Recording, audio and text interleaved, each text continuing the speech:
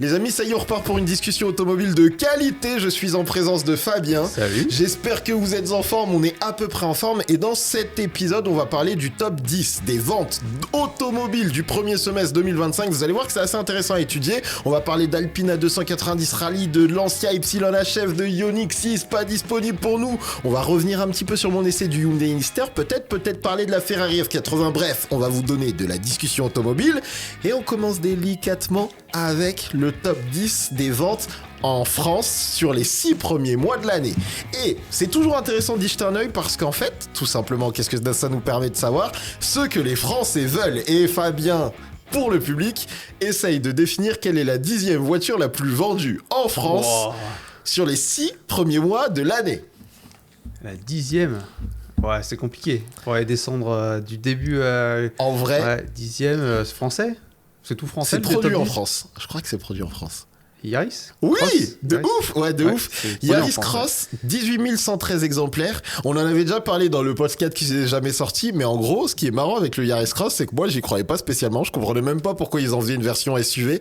Et c'est vrai qu'on en voit pas mal et que ça a l'air d'être très convaincant. Bah, déjà, juste le groupe motopropulseur de la Yaris hybride est hyper bien. La voiture est fabriquée en France. Donc, mine de rien, c'est un argument qui est quand même pas négligeable. Parce que, on voit dans les essais que souvent, maintenant, les voitures chinoises sont quand même vite pointées du doigt. Ouais.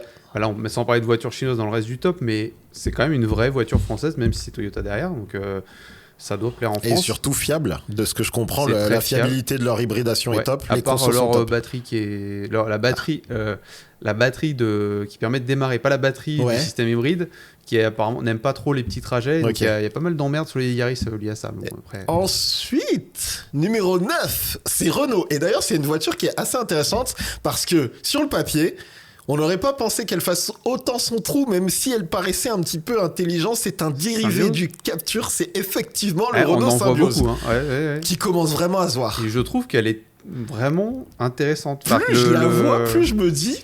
Alors, j'ai un peu de mal avec l'arrière qui paraissait un peu redéfini par rapport à ce qu'on connaissait du Captur. Pour rappel, le Renault Symbiose, c'est une version longue du Captur qui prend la même base moteur, le même nouveau design.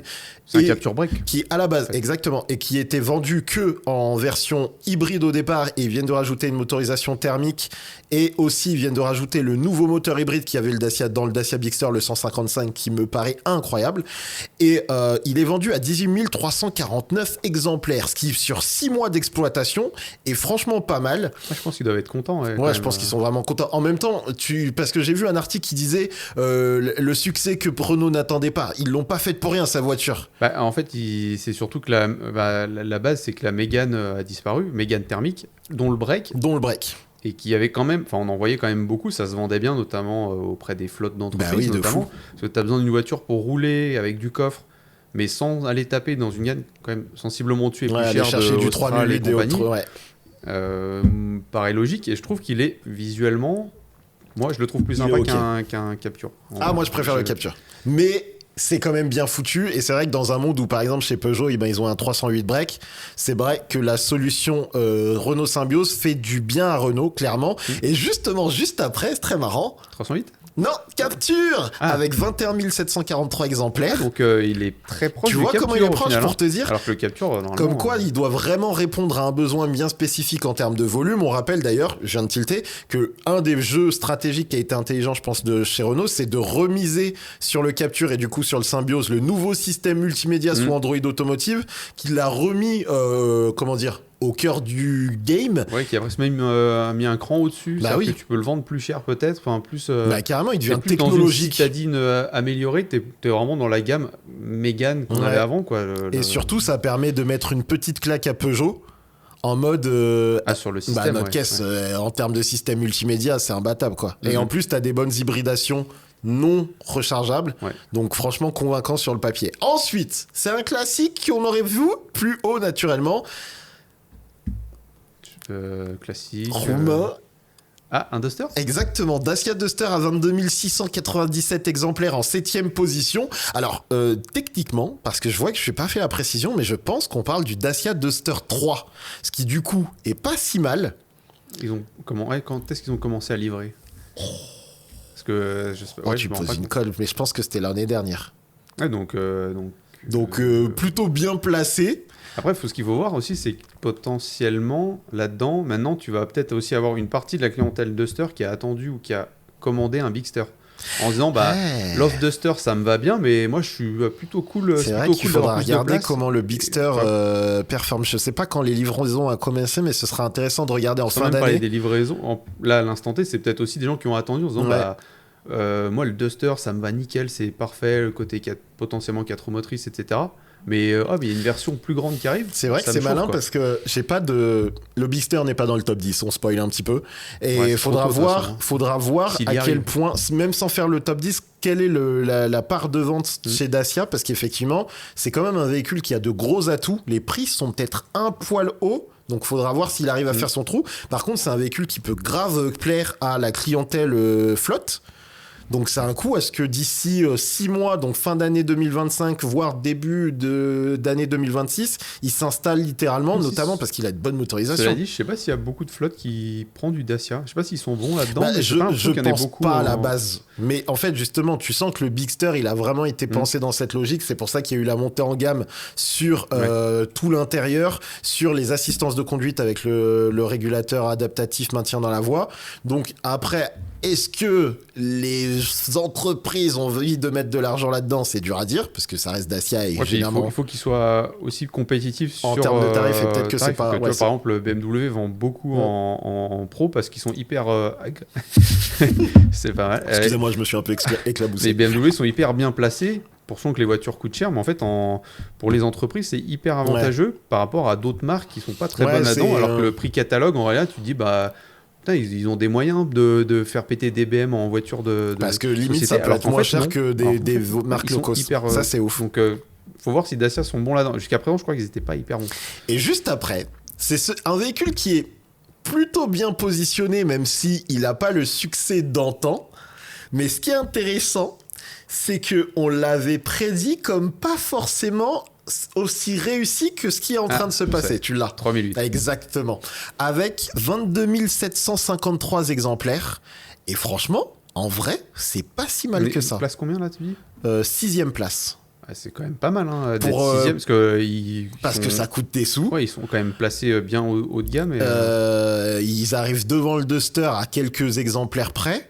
C'est un véhicule... Alors, vous nous direz si vous êtes d'accord avec nous, mais le 3008, c'est vrai que moi, je l'ai essayé d'une certaine manière. Même si la voiture est réussie en soi par rapport à la proposition originelle, c'était pas totalement convaincant, on s'éloignait un petit peu trop du concept quasi parfait du 3008, mais malgré ça, j'ai l'impression, alors je sais pas s'ils sont bons sur les tarifs en leasing, si juste les clients qui avaient des 3008 d'ancienne génération, les entreprises qui avaient des 3008 d'ancienne génération ont juste dit on renouvelle, mais on en voit quand même pas mal, punaise. Ouais, c'est fou, hein. Ouais, non, tu dois pas l'avoir les stats, mais est-ce qu'en électrique ça se vend beaucoup ou pas? Ah, je l'ai.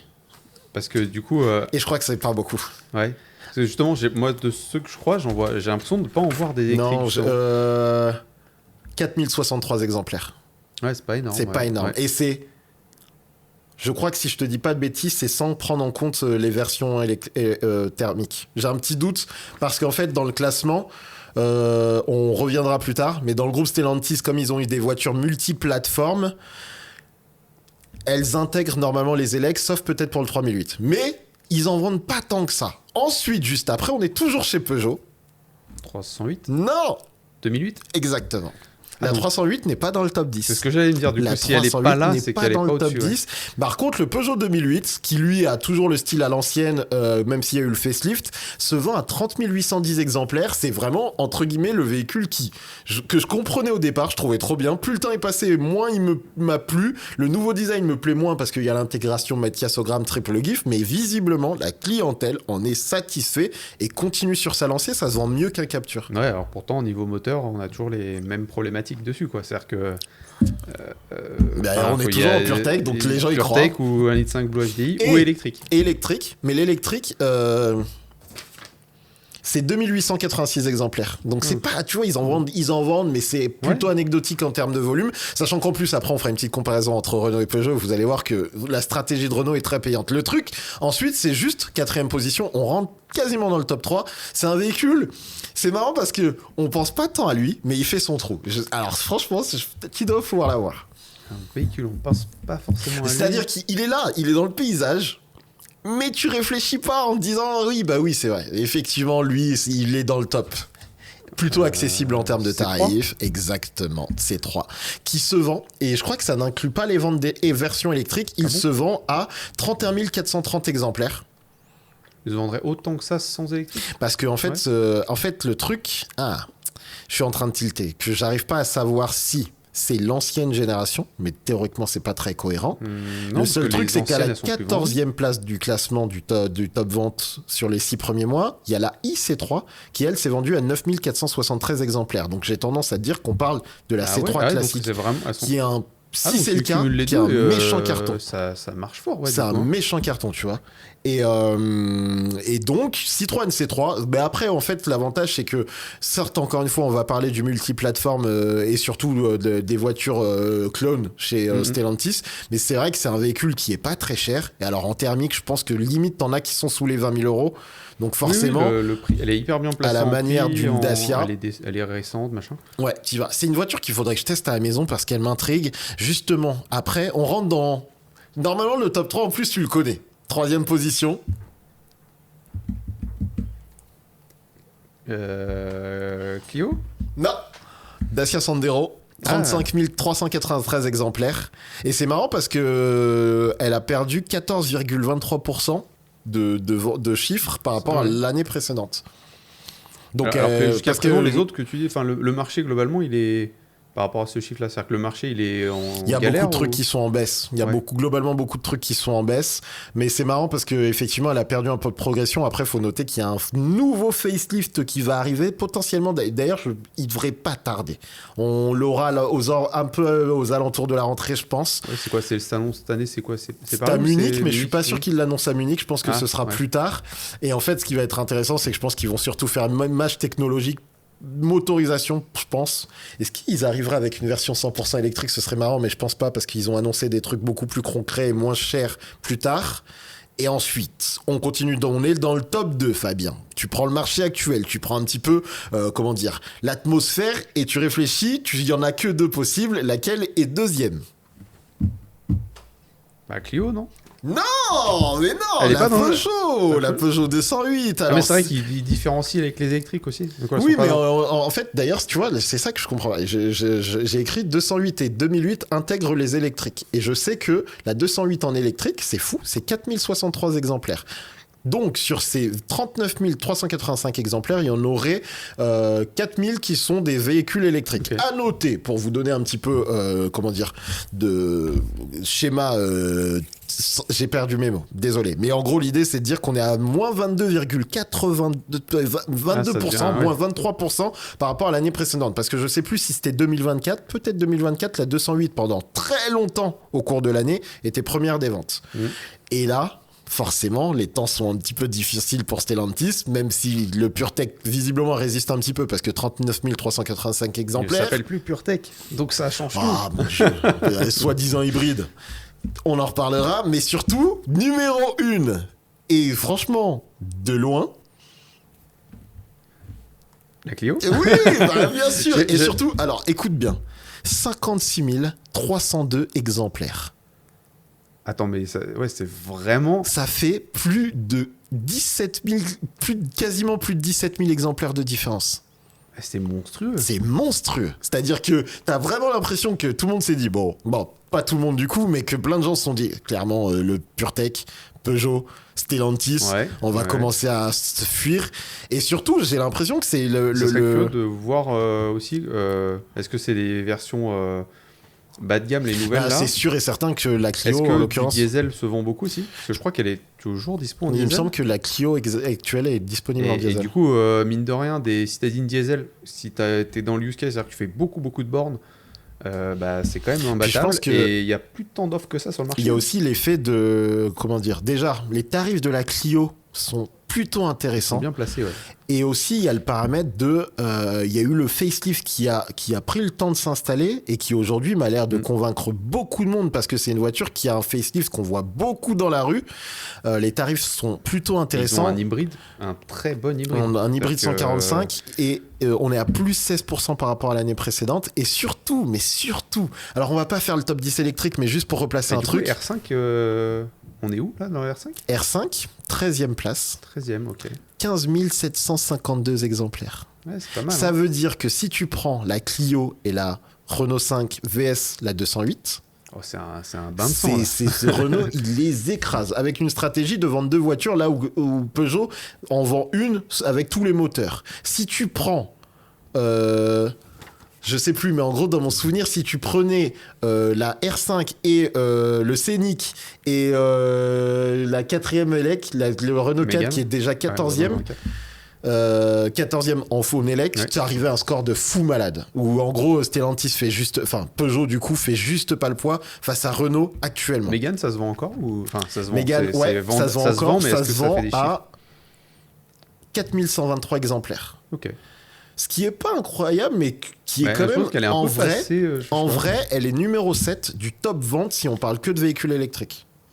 Donc en vrai, elle est encore très bien placée. Ouais. Elle se vend mieux. Non, elle se vend pas mieux que le Scénic, mais elle se vend mieux que le i3008 par exemple. Ok, ouais. Tu vois. Ouais, c'est marrant parce que la Mégane, j'ai presque l'impression qu'elle a disparu. Tu vois. Alors que moi, j'en croise pas mal et j'ai l'impression qu'elle est... mais elle est encore bien placée dans les ventes, sachant qu'en plus, il y a eu une sorte de mise à jour dernièrement, mais il y a un facelift qui arrive, qui va la replacer dans le design de toutes celles qu'on connaît du Scénic, etc. Là, et c'est peut-être et peut-être avec de nouvelles batteries et tout, et qui pourrait franchement la replacer très correctement sur le marché. Parce que le format est intéressant. Bah oui. Un peu cher par rapport au format. C'est parce que t'es à plus de 40 000 € en prix de départ, je crois. Mais bref, on a fini sur ce petit classement. C'était un petit peu long, mes excuses. Maintenant, on va parler d'un petit détail intéressant. On l'a essayé l'Alpina 290 il y a pas longtemps. Vous avez certainement, d'ailleurs, merci pour tous les commentaires qu'il y a eu. Et en fait, la petite nouvelle qu'il y a eu, c'est qu'il y a une version rallye qu'on avait vue à travers une vidéo qui avait leaké d'un sacré crash de fou. Je sais pas si vous avez vraiment se disait, mais c'est quoi cette version? Et je me souviens, on avait fait une analyse image par image pour se dire, mais je crois qu'en fait, c'est pas la version de série, c'est une version de compétition. Elle a été annoncée, elle a été révélée, donc c'est une version. Combien ça coûte? 60 000 hors taxe. 60 000 €. C'est vraiment une voiture de course. C'est vraiment une voiture de course, compétition, etc. Il y a 2 nouveautés intéresses. Quelles sont-elles? Il y a surtout, moi ce qui me parle, c'est le différenciel autocollant. On part d'une GTS, donc c'est le même moteur, 220 chevaux, il n'y a pas de... Même batterie. Même batterie, ouais. Donc c'est la même voiture. Par contre, il y a un autobloquant dessus. Alors, est-ce que éventuellement ils sont en train de bosser dessus pour une version un petit peu plus qui arriverait plus tard, ou est-ce que rien à voir, parce que c'est aussi des fois le cas en sport auto, on met du matos dédié au sport auto parce que c'est nécessaire. C'est nécessaire, ça s'y prête. Mais du coup, peut-être que après, ça veut dire quelque chose. Comme je te disais, je pense qu'il y a... Enfin, de toute façon, les mecs chez Renault Sport, maintenant Alpine, sont au courant de comment on fait une bonne caisse. Je pense que, comme on l'a dit dans l'essai sur la 290, il y avait la réalité de comment va être utilisée la 290 majoritairement. Je pense qu'ils testent ou ils ont testé pour plus tard ou juste pour savoir un autobloquant. C'est sûr qu'il y aura la GTS, c'est pas la fin de la 290, donc il y aura d'autres versions, alors 4 roues motrices, pas 4 roues motrices, même version, mais il y aura forcément quelque chose, donc peut-être que via ça, c'est un peu un test grandeur nature aussi, sachant qu'après dans le matos, il y a de la suspension, des roues, des baquets, des arceaux, on a toute la truc classique pour aller en rallye, mais et le truc qui est marrant, c'est la fameuse bande son qui a été rajoutée. Parce que en rallye, on veut du son. Ouais, mais en fait, c'est ça qui est ouf. C'est que déjà, on connaît les systèmes qui simulent du son, du faux son moteur dans l'habitacle pour l'expérience. On connaît les systèmes qui font pour la sécurité. Typiquement, les Renault, ils ont un bruit très particulier. Exactement. Tu as le petit son extérieur de sécurité en dessous de 30 km/h. Mais là, ce système son, il va plus loin et exactement ce qui est dit dans le communiqué de presse, parce que j'ai trouvé ça fou. Enfin, parce que le son fait partie intégrante des attendus du public et des pilotes de rallye, un nouveau système innovant permet à la 290 Rallye de diffuser un son en corrélation avec la vitesse et la charge de pédale d'accélérateur du véhicule. C'est-à-dire que c'est un son qui potentiellement est diffusé dans l'habitacle, il le précise même pas, mais qui est aussi diffusé à l'extérieur. À l'extérieur. Et ça, tu vois, ça m'intrigue. Ça intrigue. Après... On l'a vu rouler à Goodwood Alors, Goodwood, voilà, c'est les prises de son. Ouais, elles sont un peu cracras, c'est un peu loin de la piste, etc. Après, cela dit, les voitures qui sonnent bien, Goodwood, elles sonnent bien. Tu les entends. Mais là, c'est. Voilà. Et ça faisait un son un peu bizarre. Chelou. Mais le truc, c'est qu'ils en parlent dans le communiqué de presse. Il y avait Manuel Guigou qui, sur les réseaux, avait justement annoncé l'arrivée du véhicule. Du coup, moi, naturellement, sachant qu'il a participé au développement, je lui avais dit, mais est-ce qu'on peut avoir un premier avis sur le son ? Pas de réponse. Personne ne communique sur ce son. Tu te dis si c'est un élément. Bizarre. Alors, il y a deux éléments. Soit c'est du proto, la caisse est encore en mode proto et ils sont encore en train d'affiner le truc. Soit c'est pas ouf. Mais en vrai, pourquoi tu le mettrais sur une caisse en mode rallye, sachant que y a des grosses attentes au rallye. Et je m'étais dit pareil. Dessus, quoi. Oui, c'est ça. C'est que je m'étais dit, au pire, quand Goodwood, il y aura les sessions roulantes qui auront été faites, ils sortiront un teaser, un truc sur Insta ou je sais pas quoi, pour montrer, regardez le son que ça fait. Pour le moment, visiblement, ils ont pas envie de le faire. J'ose espérer, parce que comme il le dit, ça simule la boîte de vitesse et tout, donc techniquement ils ont quand même pris le temps de développer un truc un peu concret. J'espère que ça fait pas un son de PlayStation 1. Tu te dis, est-ce que tu développes ça que pour le rallye, ou la logique voudrait oui. Que tu arrives sur une version même logique que l'autobloquant, c'est est-ce que ils sont pas en train de travailler à la suite via le motorsport qui permet de financer potentiellement le développement de ces trucs qui sont cool, mais qui sont plus difficilement justifiables financièrement auprès des financiers, de dire on voudrait mettre ci, ça pour qu'elle soit cool. Par contre, si tu dis c'est pour vendre des voitures de compétition client à 60 000, machin, etc., tu peux peut-être développer des trucs et après dire regardez les gars, c'est prêt, est-ce qu'on mettrait pas ça dans la prochaine version ? Donc ça, pour le coup, ça peut être une... Non, j'avoue que ça pose... je suis très curieux, mais le problème c'est que du coup, pour le moment, on n'a pas du tout entendu ce son, donc on sait pas ce qu'il vaut. Le peu qu'on a entendu. Mais on ose espérer que ça vaudra quelque chose, et si on peut l'approcher, avoir plus d'informations auprès d'Alpine, on essaiera de diguer ça. Mais il fallait qu'on en parle parce que ça veut potentiellement dire que dans quelques années, l'année prochaine, sur une version plus extrême de la 290 ou de la 390 ou de peu importe ce qui arrivera chez Alpine, on pourrait avoir des voitures électriques, on le rappelle, c'est le tournant qu'Alpine prend, qui pourrait nous offrir une expérience un petit peu plus intéressante. Et justement, en parlant de 100 moteurs... Les essais de la Lancia YHF, qui on le rappelle est la version électrique sportive à 280 chevaux avec 345 Nm de couple, la cousine de la future 208 GTI et aussi de l'actuelle Abarth 600, sont sortis. Et la découverte qui nous a surpris, c'est que c'est silencieux. Total, mais c'est-à-dire que on n'est pas en train de parler de dire on fait du bruit, les anciennes même voitures thermiques c'était cool, machin et tout. On n'est même pas là-dessus, c'est juste dire il y a pas de son, il y a rien quoi. On a tout mis dans les carrosseries, dans un kit large et des jantes.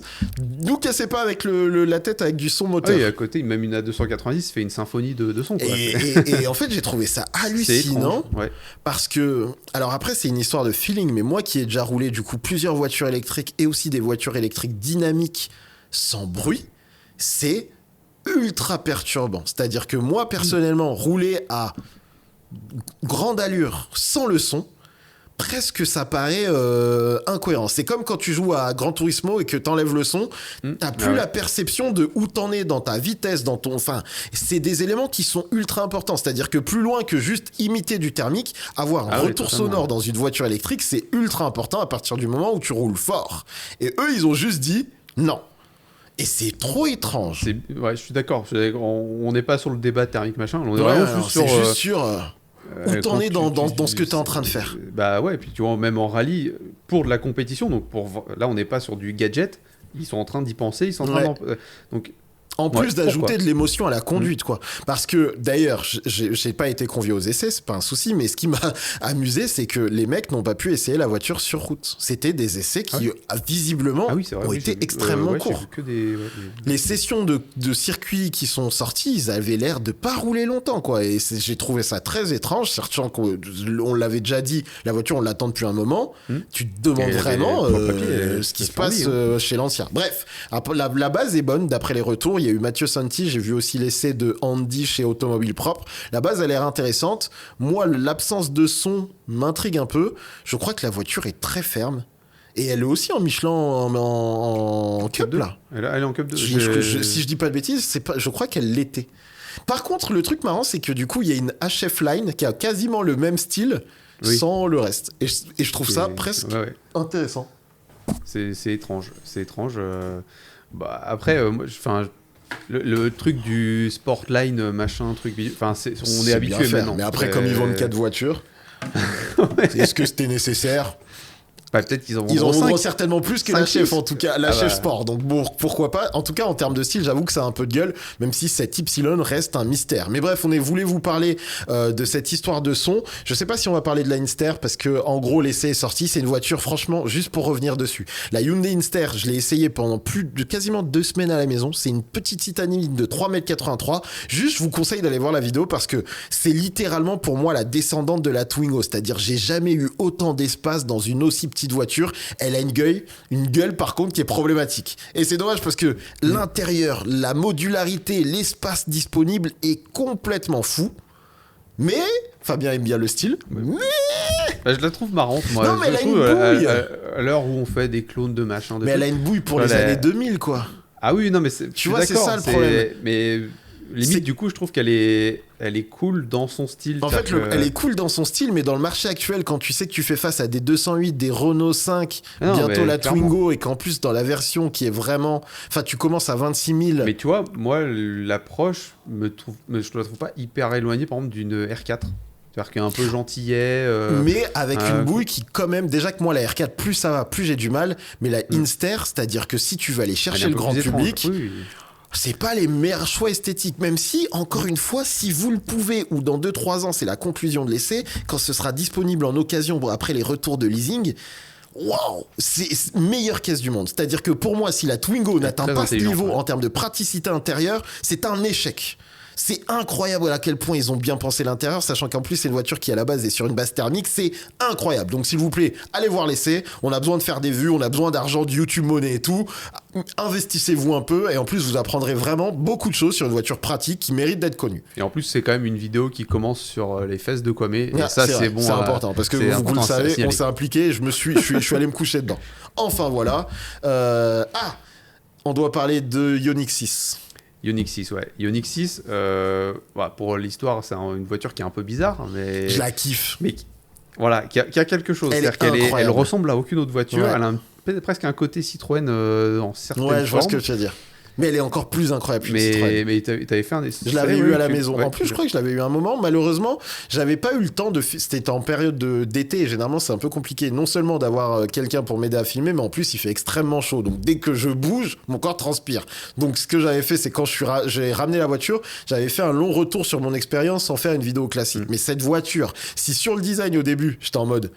Je sais pas... Plus j'ai passé du temps avec, plus je me suis dit, c'est une tueuse. Et surtout... Et c'est pas un SUV. Et ça... déjà, et surtout, tu sais, t'as ce truc, il y a quelques voitures, quand nous, comme on s'intéresse aux véhicules, c'est comme si demain, je vois un gars qui roule en Hyundai Inster, je vais dire...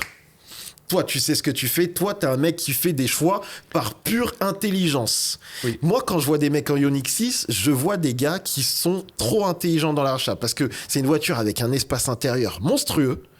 Une autonomie de fou parce que c'est une vraie berline, donc en termes de CX, coefficient de pénétration, on est au max, c'est-à-dire que tu peux vraiment rouler longtemps et en plus t'as, je sais pas si c'est du 800 volts, mais c'est peut-être du 800 volts, t'as une vitesse de recharge, c'est-à-dire que tu t'arrêtes, tu prends ton café, tu fais pipi, elle est déjà trop chargée pour que tu termines ton trajet. C'est incroyable, j'ai presque envie d'en reprendre une. Et donc, on est arrivé aujourd'hui à 2 choses.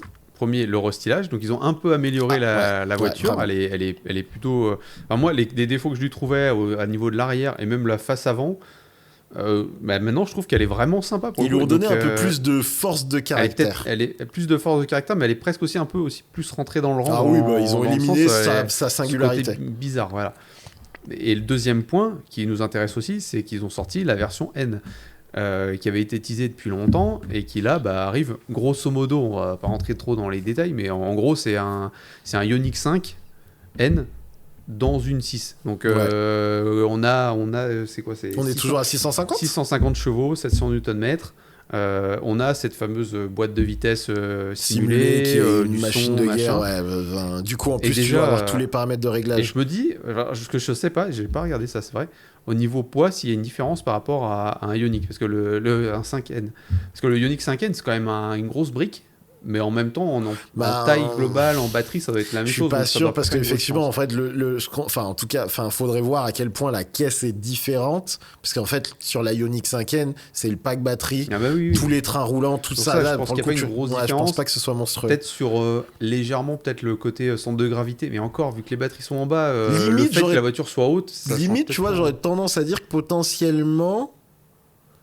J'avais dit, il doit y avoir entre 50 et 100 kilos de différence pour moi. Tu vas avoir la banquette coulissante sur la 5, des paramètres comme ça, mais je crois pas que ce soit monstrueux. Puis en fait, avec les 650 chevaux, t'es déjà tellement suréquipé que c'est pas un problème. Allez voir l'essai de la Ioniq 5N, parce que c'est vraiment un des meilleurs trucs que j'ai testé. La 5N a un mode drift aussi ou pas? Ouais, ok, parce que j'avais vu ça aussi. Mais en fait, on est en 4 roues motrices avec la possibilité de tout envoyer sur l'avant, tout envoyer sur l'arrière, tout envoyer sur une seule roue. Enfin, à partir du moment où t'es en électrique, tu fais un peu ce qu'ils veulent, ce que tu veux. Et surtout, Hyundai s'est vraiment mis avec cette voiture dans un délire de laboratoire roulant. C'est-à-dire qu'ils se sont vraiment dit, on va tester tout ce qui est possible. Donc vraiment, c'est une machine de guerre. C'est presque trop puissant. Et du coup, ça élimine le principal défaut, moi, que je trouve au Ioniq 5N. C'est que c'est une grosse brique. C'est-à-dire que du coup c'est une familiale, le style en plus je l'aime plutôt bien, mais quand tu te retrouves face à un Ioniq 5N ou même un Ioniq 5, tu fais wow, c'est costaud, mastoc le bordel. En N c'est encore plus violent, limite j'aimerais une version N mais soft, tu vois, où le style est moins exubérant parce que j'aime bien le côté ils se sont allés mais en fait le truc c'est que c'est presque too much. Si tu la prends pas en peinture noire là, tu passes vraiment pas inaperçu quoi. Oui, mais la voiture est too much. Et comme il y a quand même cette réalité qui est que c'est une voiture assez tout-terrain, au sens où peut être très tu peux l'utiliser. C'est ça qui est fort, c'est qu'en fait avec les suspensions pilotées, tu peux te mettre en mode full élec, suspension pilotée, mode confort, banquette coulissante au plus à l'arrière, et tu peux être en famille, taper 600 bornes, personne va se poser de questions sur la voiture. Tu poses les gosses, t'es énervé, ils t'ont cassé la tête. Et là, tu mets le son moteur, boîte simulée, tout en mode hardcore. La voiture, elle devient quasiment un bout de bois, et tu tartines, mais avec une brutalité sur la route qui est indécente. Et après, t'es détendu et tu vas profiter du reste de la soirée avec ta famille comme si tout s'était bien passé. Sur une 6, je trouve ça encore après, plus cool. J'aimerais bien la voir. 6, en tout cas, dans les vidéos qu'on a pu voir, notamment à Goodwood et tout, moi, je trouve qu'elle est vraiment... Il y a des vidéos à Goodwood en mouvement je sais pas si elles sont en mouvement, parce que moi, j'ai vu une vidéo où on voit la voiture vraiment, et je trouve qu'elle a vraiment de la... Ça m'étonnerait qu'elle n'ait pas roulé à Goodwood. Il faudrait que je regarde, mais j'ai rien vu passer. Mais en tout cas, la voiture est vraiment sympa, elle a une vraie gueule. Après, pareil, elle est un peu too much aussi. Pour une berline, elle est pas très élégante, etc. Mais elle est bien vénère.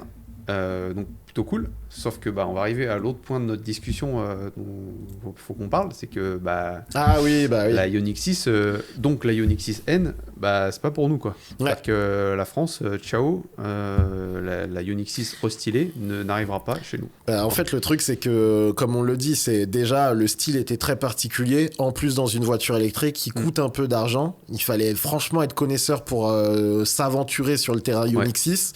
Donc en fait les ventes en plus je pense qu'on était à plus de 60 000 € minimum. Non mais il y a un autre truc, c'est surtout que là parce que plus de 75% des Ioniq 6 étaient vendus en entreprise, en voiture de société. Donc plus de 75%, et là avec les nouvelles, nos chers politiques ont fait des nouvelles dingueries encore sur les voitures de fonction, les avantages en nature, sur les malus au poids, les machins. Ça fait que fiscalement, là, la voiture est morte. Mais genre, c'est pas du tout intéressant. T'as zéro avantage ? Disons qu'elle est plus avantageuse. T'as d'autres modèles qui peuvent être, d'autres voitures qui peuvent être avantageuses, qui restent. C'est pas genre ils ont plombé tout le marché. C'est que la Ioniq 6 ne rentre plus dans les cases parce qu'elle n'est pas fabriquée en Europe. Donc en gros, elle est morte, et vu que 75% des voitures étaient vendues à des boîtes, si des boîtes n'achètent plus, quel est le concept de la vente mais en fait c'est logique qu'elle passe pas du coup elle est Ioniq 6N restylée, elle est Ioniq jolie. 6 même Ioniq 6 elle est jolie, Ioniq 6N elle a l'air vraiment cool, mais pas pour nous, mais on la verra jamais. Et en fait du coup ça nous amène à cette histoire dont on n'a pas pris le temps de parler mais qui s'installe depuis un moment, c'est toutes les berlines sont en train de quitter le territoire européen parce que les clients déjà n'en veulent pas tant que ça. Et c'est vrai que moi je trouve que même si je suis pas un défenseur du SUV, c'est vrai que quand tu commences à goûter le SUV, que tes hanches deviennent moins efficaces Et qu'en plus, souvent, faut le dire, c'est aussi les entreprises qui amènent beaucoup à ça. On veut, comment dire. Le SUV était devenu une sorte de, tu sais, un peu de truc de social en mode, comme le 3008. Ce moment où tous les gens voulaient acheter un 3008 parce que c'était un. C'est devenu, mais du coup, c'est moins le cas maintenant parce que. Il y en a partout. Que des SUV. Mais c'est vrai qu'au début de la mode, c'était aussi un vecteur social d'une certaine image sociale, ouais. Et du coup, on a. Attends, mais ouais, c'est un massacre. A du monde, hein. Talisman. Après, Talisman, le véhicule avait quelques défauts de conception qui faisaient que c'était pas le succès parfait. Et par contre, il avait de la place. C'est vrai que c'était vraiment le Renault de l'ancien temps. C'est-à-dire que je repense au tableau de bord à l'intérieur. Et même si c'était pas mauvais, c'était en dessous de ce que Renault propose aujourd'hui. Ah oui, clairement. Ouais. Mais là, il y a une autre, je trouve une autre mort récente et qui fait un peu mal, c'est la 508. Ouais. Alors la 508, on va revenir sur son cas juste légèrement, mais bon, ils ont annoncé là récemment, la prod c'est fini, il reste quelques stocks, mais bon. La 508 c'était une vraie belle voiture. Ils sont partis sur un concept par contre qui a pas marché. Mais il était risqué. Mais la voiture est vraiment belle. La voiture est top, mais elle est parfaite. Le paramètre était risqué. Mais oui, j'avais noté un truc, c'est que, pour situer le truc, c'est-à-dire que les 508, donc les deuxième génération, donc celles qui sont jolies pour le coup, se sont vendues à peu près à 200 000 exemplaires. La 508 première génération, qui honnêtement, pas ouf, c'était une voiture de VTC, quoi. Elle était littéralement moche, quoi. Après... Combien elle s'est vendue? Ouais, mais 500 000 dans mes souvenirs, c'est 560 000. Ouais, tu vois. Donc tu vois l'effet de... Pourtant, la 508.2 est objectivement un objet beaucoup plus cool, qui fait beaucoup plus envie, mais beaucoup moins pratique. Et oui, c'est ça. C'est que du coup, on revient au truc VTC, c'est-à-dire que en VTC, la 508, sachant que même il fallait un break. Le break, à la limite, même sans parler de VTC, c'est-à-dire que moi, qui est encore un peu large, dans la 508, il y avait quand même un effet de confinement qui permettait ce style dynamique, mais qui, de l'autre côté, sur des véhicules que tu achètes aussi pour cette sensation d'espace, j'en ai beaucoup, et ben tu le perdais. Donc forcément, même si elle s'est un peu vendue, t'avais un peu moins ce truc de on vous en donne beaucoup, quoi, parce qu'en plus ça reste des véhicules où tu mettais plutôt de l'argent, tu te faisais plaisir. On dit que les berlines étaient en déclin et donc fallait tenter une nouvelle approche un peu plus osée, dynamique, stylisée, et ça n'a pas tant payé que ça. Série 4, même si elle s'en est bien sortie. Elle s'en est plutôt bien sortie. Après, elle avait pas aussi une gamme de moteurs qui était folle. Après, pas non plus à essayer d'aller éventuellement gratter vers l'eau. C'est-à-dire que tu fais un bel objet, tu peux dire peut-être on va essayer d'aller se mettre face à une 340i ou une 440i grand coupé par exemple. Mais t'avais la version PSE qui était cool. Oui, mais pareil, la PSE elle était cool sur le papier, mais encore une fois, tu fais pas le poids face à BMW, tu fais pas le poids face à Audi. C'est toujours le problème des constructeurs français. C'est que malheureusement, dès qu'on rentre dans le jeu des moteurs, ils sont incapables de suivre. Et certes, la voiture avait de la gueule, mais en plus, elle n'avait pas les avantages des constructeurs allemands en termes d'espace, tout bêtement, et elle n'avait pas les moteurs. Donc certes, il y a des clients qui ont de l'argent, mais combien même cette proposition PSE était sympa et avait un châssis franchement bien fait, malheureusement... pour des gens qui ont les budgets pour mettre 60 000, 80 000, 100 000 sans trop se poser de questions, la 508, tu la considères pas plus que ça, quoi. Donc malheureusement, c'est une suite logique, la quoi. différence entre génération 1 et 2 mais bien sûr. est vachement marquante pour dire, en fait, on comprend pourquoi on est rentré dans un autre monde. Ils arrêtent les frais aussi, quoi. On est rentré dans un autre monde. Les SUV, t'en as toutes les sauces, toutes les tailles, toutes les puissances moteurs. Encore une fois, ils feront même à ce niveau-là, ils font pas le poids face aux constructeurs allemands.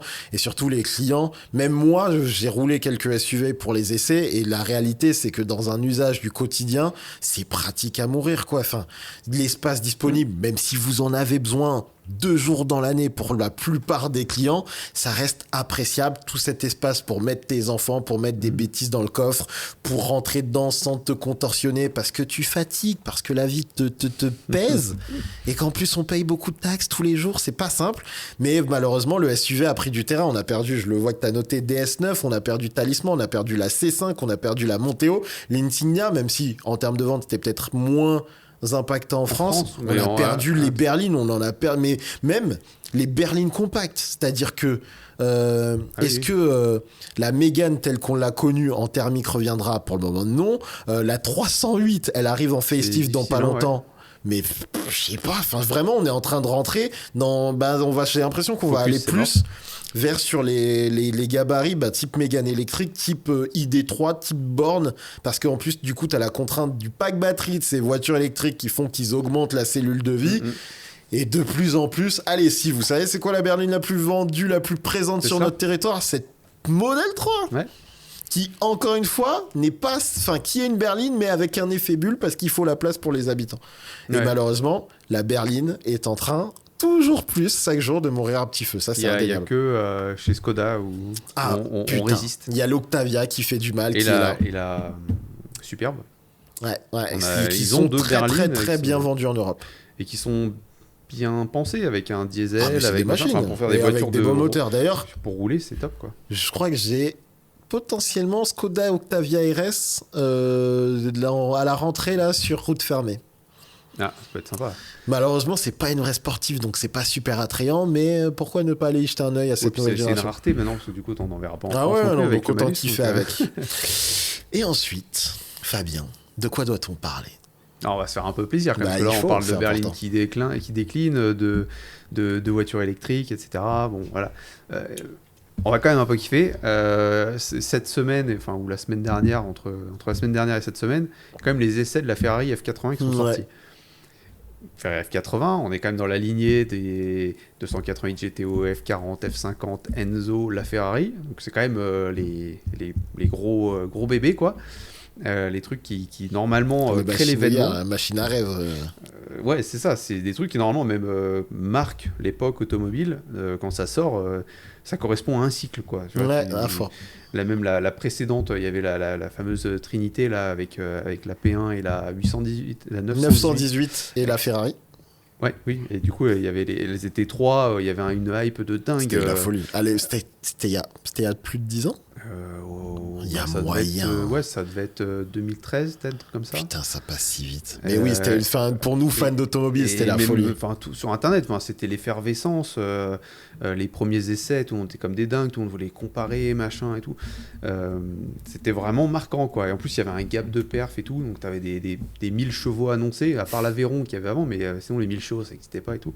Et là, j'ai l'impression, je sais pas si toi c'est pareil, mais 9 ans, c'était il y a 9 ans.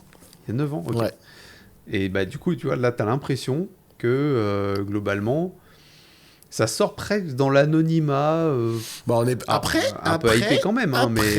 Quand même, mais c'est un peu spécifique à Chris Harris, mais je crois quand même qu'il fait des audiences de fou. Je crois que j'ai vu qu'elle était à 1 million de vues. Oui, parce qu'il n'y a pas eu 50 essais non plus. Ouais, mais il arrive quand même encore à garder de la hype sur des véhicules comme ça. Parce que, en fait, nous, quand on l'a regardé, je crois que c'était du coup quasiment dans les premières 24 heures et je m'étais fait la remarque de ça. Quoique, il avait peut-être fait 300 000, des trucs costauds, tu vois. Et je sais plus, je l'ai revu 48 heures après, je me suis dit putain, mais il a 700 000, un truc comme ça, c'est dingue. Et là, du coup, il a passé le million. Ce qui est quand même, dans le monde automobile d'aujourd'hui, ça reste, un score de folie. Donc, il reste quand même une certaine hype, mais c'est très spécifique à Chris Harris, etc. Mais je suis d'accord avec toi que globalement... Français, sur les mais après, le monde automobile, tu vois, c'est comme je le dis, moi, Ferrari, tout ce qui est 296, tu peux me la faire en spécialé, en ce que tu veux. Ça me parle pas plus que ça. Les voitures font moins rêver, elles sont moins sonores, elles ont des designs qui deviennent un petit peu trop à la recherche de performance ultime. Et du coup, en plus, encore une fois, dans un monde où vous ne faites que scroller, vous scrollez des formats courts et des formats courts, et quand des gens prennent plus de 30 minutes pour vous parler d'une voiture, oui, il y a de moins en moins de monde. Donc globalement, oui, on sent qu'il y a un désintérêt petit à petit, même pour les voitures de rêve. C'est moins événementiel quand même. Et aussi, la question qu'on peut se poser, c'est est-ce que c'est aussi des voitures qui font autant rêver qu'avant? Parce que je pense pas, ouais. Je pense que le public s'en fout un peu plus qu'avant, carrément. Ouais, c'est qu'on a été trop abreuvé de tout. Enfin, même les hypercars, là, sur ces dernières années, tout le monde a eu des hypercars, quoi. C'est-à-dire qu'on en a vu vraiment de partout. Et, continue. Bon, ouais. Normalement, on est bon. et du coup, des hypercars, on en a vu beaucoup. Il y en a de partout. Et il y en a tous les constructeurs de niche, pas de niche, quand avec les Koenigsegg, les Pagani, mais il y a aussi des tout petits constructeurs qui viennent aussi dans le jeu. Et qu'en fait, des voitures un peu folles, on en voit tout le temps. Tout le temps, souvent. Et ce qui veut aussi dire qu'il y a moins ce côté ils viennent d'arriver et ils viennent de casser le game, tu vois. Alors que finalement, on a des hypercars 2000 chevaux, des trucs comme ça. Cela dit, j'étais vraiment pas emballé par cette voiture. Quand tu regardes l'essai de Chris Harris ou l'essai de Ben Collins aussi, qui est l'ancien. J'ai pas eu le temps de regarder, mais tu m'as Stig, donc qui était le Stig, le fameux Stig qui était caché dans Top Gear et qui a du coup a fait sa chaîne YouTube depuis qu'on sait qui c'est et tout ça. Tu te rends compte qu'en fait, la voiture ne fait pas un son de fou. Surtout à l'extérieur, c'est totalement aphone. À l'intérieur, ça a l'air quand même de sonner quand même assez sympa, avec un son qui rappelle un peu justement la parenté qu'elle a aussi avec la 499P, donc la voiture d'hypercar d'endurance. Et surtout, ce qui est intéressant de voir, c'est que ils expliquent que globalement, la puissance, elle fait 1200 chevaux.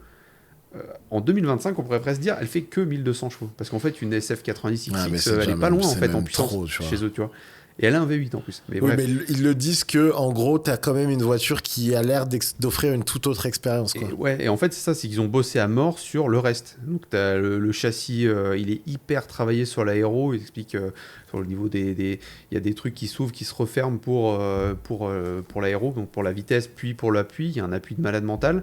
Et en fait, c'est là-dessus où ils ont fait la différence, pas sur la puissance. En plus, t'as des turbos électriques, donc quand même, ça avoine méchamment.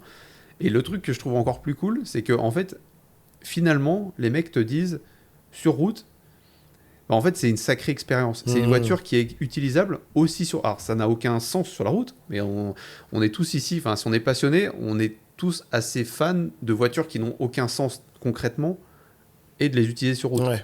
Et il y a aussi un autre paramètre sur la F80 que j'avais pas vu au début parce que les images qu'on a vues avant les essais montraient une voiture extrêmement large, mais ça, c'est le problème extrêmement de Ferrari, écrasée comme une crêpe. Leurs photos officielles sont catastrophiques chez Ferrari. Et les images en vidéo de cette caisse, elle est monstrueuse.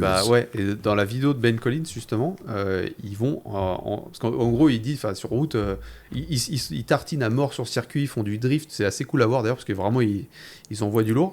Et du coup, après, il va en ville, et il va dire, en fait, la voiture aussi, cette voiture, elle est pas faite pour rouler à donf sur petite route, parce que c'est pas acceptable en 2025, mais il va en ville, il voit les gens, le bonheur que voient les gens, le truc. Et en fait, tu la vois dans la circulation, mais elle est folle, la voiture. Ouais, non, mais ça a l'air d'être monstrueux. Hyper basse. Elle a un style... Les éléments de design, comme cette fameuse barre noire qu'on avait sur la face avant, toujours partagé. Moi, au final, en mouvement... Je trouve que justement ça vient créer un contraste et lui donner un truc très agressif. En plus avec l'aileron mobile elle là, basse, elle est vraiment ça a l'air, basse. Mais vraiment visuellement ça m'a paru sort à la fin de sa vidéo et qu'il est à côté, tu fais waouh. Ah non, c'est posé au sol. Mais c'est incroyable. Et on va finir avec un dernier petit coup de cœur. Dernier petit plaisir. C'est Top Gear qui a présenté ça. C'est Top Gear. Je crois que c'est Top Gear. Oui, la vidéo, c'est Top Gear. Et en fait, c'est la Lanzante 9559, qui est... Moi, j'étais là, j'ai vu passer ça, j'ai regardé. Sachant que moi, maintenant, ça y est, je suis un activiste de McLaren depuis que j'ai essayé une 750S. Parlez-moi pas de grand-chose d'autre. Et les mecs ont pris la même caisse et ont, optimisé, raffiné le concept pour la rapprocher de la philosophie d'une McLaren F1. Ouais. Avec 3 places... position de conduite en centrale. Ouais. Folie. Ouais, pour ceux aussi Lanzante, ils ne sortent pas de nulle part. C'est les mecs qui ont notamment engagé la McLaren F1 GTR qui a gagné Le Mans. Ils ont une concession McLaren et depuis des années, ils se sont spécialisés dans homologuer toutes les caisses débiles qui ne sont pas censées être homologuées. Donc, notamment P1 GTR, tu peux avoir une P1 GTR sur la route. Là, ils viennent de présenter une 911 GT1 et surtout une voiture que j'adore, la Lamborghini Sesto Elemento. C'est une voiture qui n'est pas homologuée route et qui maintenant est homologuée route. Donc c'est des mecs qui font des trucs de fou. Et ils avaient même présenté l'année dernière aussi une autre voiture qui était vraiment cool, c'était la P1 Spider.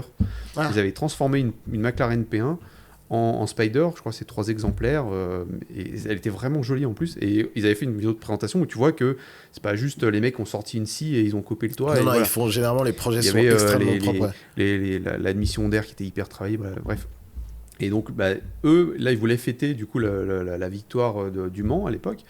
Et ils se sont dit, on va faire une voiture. Ils sont proches de McLaren, ils vont faire avec une McLaren. Et donc, c'est pour ça que cette voiture arrive. Elle a un style, franchement, qui est moi je la trouve presque parfaite dans ce franchement, format. c'est putain de beau. Elle est élégante, elle est un peu violente, elle est... Ouais, non, c'est... Parce que, en fait, c'est cette capacité à prendre une base qu'on connaît, que tu arrives encore à percevoir. Oui, je pense qu'ils ont gardé la surface vitrée, le pare-brise, toute la partie haute. Tu vois que la découpe qui est faite dans la porte, porte se base sur celle qui existait déjà. Ils ont juste tapé ça plus bas, mais le rendu il est incroyable. Et puis encore une fois, le pire c'est que maintenant je sais ce que tu vas vivre dedans. Mais là en position centrale, et ce V8 qui a une capacité à te claquer le tympan. Et encore. Parce que 750S ça rame, ça fait que 750 jours. 850 là mec. Non, mais c'est... 850. On a 1250 kilos. Je pense pas qu'elle soit beaucoup plus légère. Peut-être un... 1250 kilos, je pense que c'est un peu plus léger. Parce que je crois que t'es à 1400 sur une 750. Il faut toujours vérifier entre poids sec, poids en ordre de marche, blablabla. Enfin bref. Mais c'est quand même magnifique. C'est magnifique, ça va être incroyable. Et je trouve le boulot en plus, quand ils expliquent qu'ils ont réussi à faire rentrer donc 3 places avec la position à l'ancienne dans le truc, ils ont réussi à mettre un réservoir d'essence qui est plus grand, donc pour qu'elle soit quand même utilisable vraiment. C'est-à-dire qu'ils comptent que les gens qui achètent ça utilisent la voiture. C'est vraiment un bel exercice. Vraiment. Je mettrai, si j'y pense, parce que là, beaucoup de tâches, je vais monter le podcast, tout ça. Si possible, je vous mets le lien dans la description de la vidéo, parce que prenez le temps. Mettez-vous là en fond si vous comprenez pas l'anglais. Si vous aimez le flashy, le démonstratif, c'était pas forcément le cas. On est presque dans l'objet d'art, quoi. On est un peu dans la McLaren P1, alors pas comparable du tout en visuel, mais dans ce style de... C'est à la fois violent, c'est à la fois élégant, c'est bien fait, et c'est pas surchargé.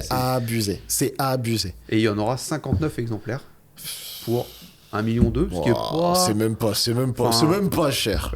La Ferrari F80, c'est quasiment 4 millions. Non, ça paraît incroyable. Et encore une fois... après, c'est une McLaren 750S sortira potentiellement plus tard que prévu, au vu de l'économie actuelle de YouTube, on va dire, peut-être à la rentrée du coup. Mais j'espère que cette vidéo, quand elle sortira, je vais la teaser toute la vie. Elle vous fera plaisir parce que je pense qu'on sent quand même que c'est une voiture un peu à part. C'est assez incroyable. Pour de vrai la vidéo, parce que... Ah si, parce qu'elle est... Pour la petite anecdote... Elle est finie à 90%. J'aimerais quand même signaler, pour la petite anecdote, il y a même 2 vidéos que j'aimerais signaler. Kwame, depuis presque le début de la chaîne, pas loin, il avait essayé une Ford Fiesta ST, donc la 182, donc pas la dernière génération, celle d'avant, sur un circuit de rallycross. C'est une vidéo qui n'est jamais sortie, que je l'ai tanné, que je le fais chier avec ça tout le temps. En plus, je pense pas pouvoir la sortir. Ouais, non, mais je pense la que deuxième, la deuxième, peut-être que tu aurais quand même, monsieur est quand même... Je peux en parler quand même.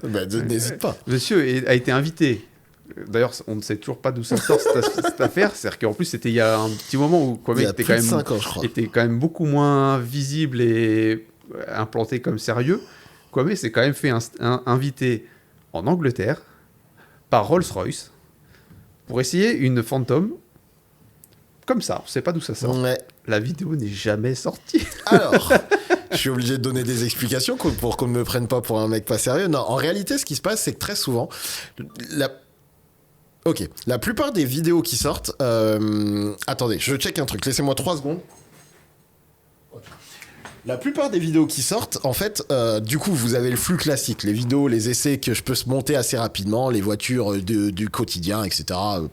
A plus B, tu mets tout bout à bout, t'envoies, ça c'est simple. Et puis après, t'as les voitures un peu d'exception. Quand on a les voitures d'exception, en fait, ce qui se passe, c'est que j'essaye d'y mettre de l'amour. Sauf que pour mettre de l'amour, il faut passer du temps sur le montage, essayer de faire des transitions. Enfin bref, c'est pas des vidéos que je monte en 1 minute. Enfin, il y a 0 vidéo que je monte en 1 minute, parce que même sur les classiques, j'essaye de mettre un peu d'amour. Mais quand on touche des produits qui tabassent, t'essayes de mettre encore plus d'amour. Sauf qu'on parle d'une époque où j'avais moins de maîtrise et aussi où je partais énormément en déplacement. C'est-à-dire que au moins une fois par semaine, j'étais en déplacement.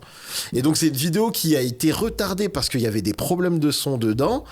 Parce que aussi j'avais un ordinateur de moins bonne qualité que précédemment et c'était un pote qui était venu m'aider à tourner dans une qualité vidéo qui faisait que mon ordinateur il était en mode quoi, mais arrête, je souffre, laisse-moi tranquille. Et en fait cette vidéo n'a pas été, elle a toujours été repoussée, j'avais pas le temps de me poser dessus jusqu'au moment où elle rentre dans un hors délai. Et tu la repousses en mode elle sortira un jour et puis après le temps passe, tu passes à d'autres choses, enfin bref. Et donc elle n'est jamais sortie. Maintenant, Je ne ferai pas de déclaration officielle. Mais dernièrement, et quand je dis dernièrement, c'est dans les jours qui précèdent ceci. Vraiment, il y a quelques temps. Ah ouais. Peut-être que je me suis repenché dessus. On verra ce que nous donne la suite, parce que vraiment, juste, tu sais quoi, attends, on est à combien de temps? Je voulais faire 40 minutes, mais on va arriver sur l'heure. Je vais juste prendre 3 secondes pour dire, en ce moment, on a quand même une économie de YouTube globalement qui est pas ouf. Alors effectivement, il faut aussi vendre des projets, des vidéos cool. Les sujets sont un petit peu moins intéressants, mais là, actuellement, là, milieu juillet, les audiences sont pas incroyables sur YouTube. Alors peut-être que ça y est, c'est la fin, on sait pas. Mais surtout, je pense qu'on va potentiellement attendre la rentrée. Je sais pas encore, c'est pas sûr, pour envoyer les gros trucs. En plus de l'arrivée de Clio 6, de Twingo, enfin, on va reprendre une dynamique automobile et de contenu fréquent qui potentiellement sera plus propice à vous envoyer aussi du costaud et que ça fasse un peu d'audience. Mais on essaiera de vous envoyer du lourd. Il y a des trucs qui sont dans les tuyaux, dans les disques durs, faut juste avoir le temps de les traiter. Et si c'est pas maintenant, dans les semaines à venir, à la rentrée, on va se faire plaisir. Il y a 2-3 trucs à finir, il y a des trucs qui vont vous surprendre, il y a de la vidéo de qualité, on essaiera de les envoyer. Bref, je pense que ça y est, il est temps. On est sur une fin de podcast. J'espère qu'il vous aura fait plaisir. J'en profite parce que quelqu'un m'a dit qu'on disait ici et là des mots un petit peu vulgaires. Je ne t'ai pas répondu en commentaire. On entend, mais on est aussi là pour parler entre nous, entre adultes. C'est une forme de récréation. J'essaierai de faire attention. J'ai lâché un seul mot vulgaire qui m'a glissé. Tu auras vu ma réaction. Excuse-moi auprès de tes enfants. Les enfants savent aussi, potentiellement, qu'il ne faut pas le dire partout. Donc ne dites pas ce qu'on dit et profitez juste du plaisir automobile. On essaiera de faire attention. Des gros bisous à tout le monde. Au revoir. Allez, ciao.